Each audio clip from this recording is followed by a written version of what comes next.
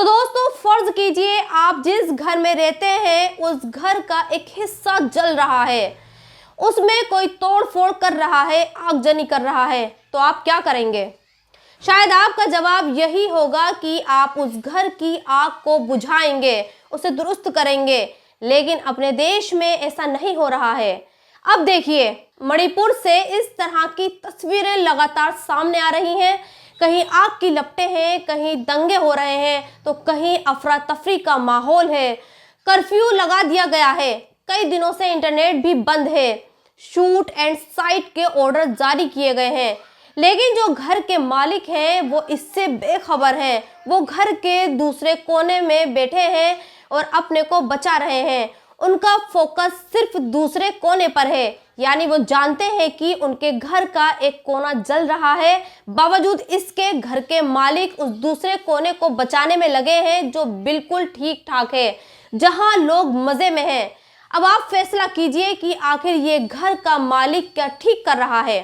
यकीनन आपका जवाब यही होगा कि घर का मालिक बिल्कुल भी ठीक नहीं कर रहा है।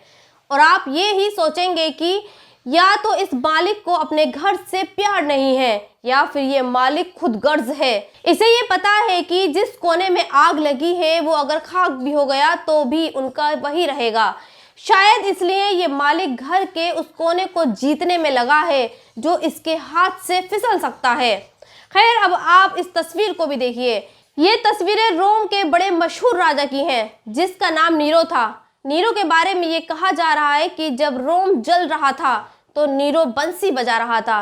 नीरो के बारे में ये भी मशहूर है कि उसने खुद ही रोम में आग लगवा दी थी और ये भी कहा जाता है कि उसने जानबूझकर ऐसा किया था।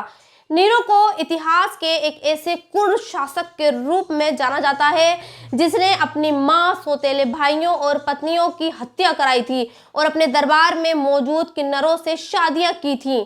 जबकि नीरो को रोम का बादशाह महज 16 साल की उम्र में उसकी मां ने ही बनाया था और उसकी हुकूमत स्पेन से लेकर ब्रिटेन और सीरिया तक थी।